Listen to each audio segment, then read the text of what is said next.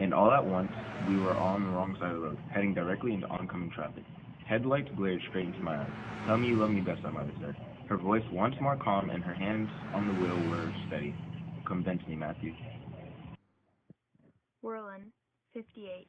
Envision the life of an author who writes about dark stories of child abuse. When you expect the author to have been connecting to their own life, this was not the case for the author of the book The Rules of Survival. In fact, Nancy was raised by a perfect family, successful life. Instead, Nancy's inspiration came from a different family.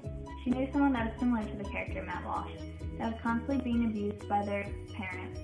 Nancy was absolutely flabbergasted in how a parent that is supposed to love and protect their child would treat them so cruelly.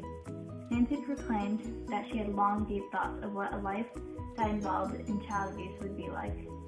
She then decided to write a book that showed her perspective of a life that dealt with child abuse. The Rules of Survival by Nancy Whirlin is a suspenseful, emotional, and thrilling book that follows the life of a teenage boy named Matt Walsh and his struggle to achieve freedom from his abusive mother, Nikki. Nikki is no less than crazy. Throughout the novel, she threatens to kill Matt with a knife wedged up to his neck for stealing a cookie, and dangles her youngest child, Emmy, by her ankles over a cliff.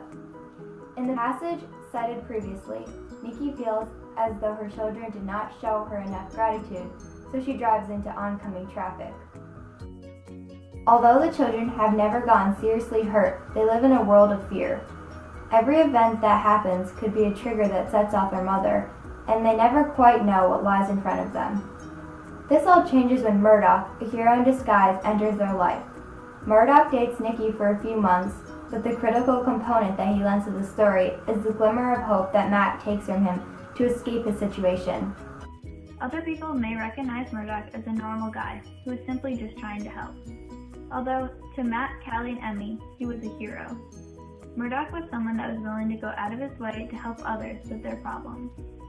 He was someone that was fearless and calm, which truly inspired the Walsh children. With Murdoch a part of the Walsh children's life, it brought hope that somehow they would escape from their mother, Nikki. As Nikki dated Murdoch, she tried extraordinarily hard to be normal, and she convinced herself that she was happy, but that didn't stop from her true self breaking through. Nikki was someone that was reckless, abusive, and cruel, but yet persistent. Nikki's character had never really changed in personality.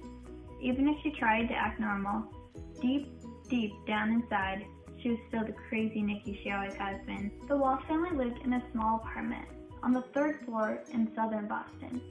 Not only was this house just some place where they stayed, it was a place full of memories, lessons, and was a part of their everyday life.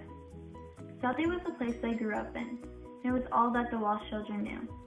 One of the most common themes that readers see in this book is how fear can be your friend. Matt and his sisters live in a world of fear, and they learn to listen to their fear. They learn to sense when the adrenaline races through their body or when something doesn't seem quite right. Because this novel is centered on the focus of abuse, fear is a repeating theme in the story. In the beginning of the story, when Matt is around 13, he is no less than petrified of his mother. He sits still when she punches him over and over again in the face, but he never speaks up. However, as he ages and becomes stronger both mentally and physically, he stops letting his mother take advantage of him. Fear is a crucial component to the story, and by using it to their advantage, the Walsh kids survive throughout their mother's abuse. He used a plethora of figurative language that engaged the readers throughout the story. By doing this, it helped the readers further understand and visualize events that occurred in the book. One important memory used in the book is property. My mind lingered on that word, property. Yes, that was the truth. We were Nikki's property, Whirlin, 131. The author compared the children to a property and a slave. This further acknowledged that by abusing a child, it can cause them to feel incompetent and inferior to the others, like a slave. One of the most remarkable literary devices in this book is the technique that Whirlin uses to convey this beautiful story. She tells it as a letter written to Emmy from Matt. By using this approach, we are reading the story with another character. Matt uses this letter to recap on his life and explain to his young sister why her life is so different than all of her friends. Another advantage to using this approach is that we see what it would like to be abused and have nowhere to go. Also, readers tend to feel like they are part of the story, so they make stronger bonds and connections with the characters. This book was the perfect medium between a page-turning thriller and a sappy emotional read. There was just enough suspense to keep you reading, but there was many more personal connections and much more character development than your average suspenseful novel. Throughout this haunting yet inspiring novel, Nancy Werland emphasizes the impact of child abuse.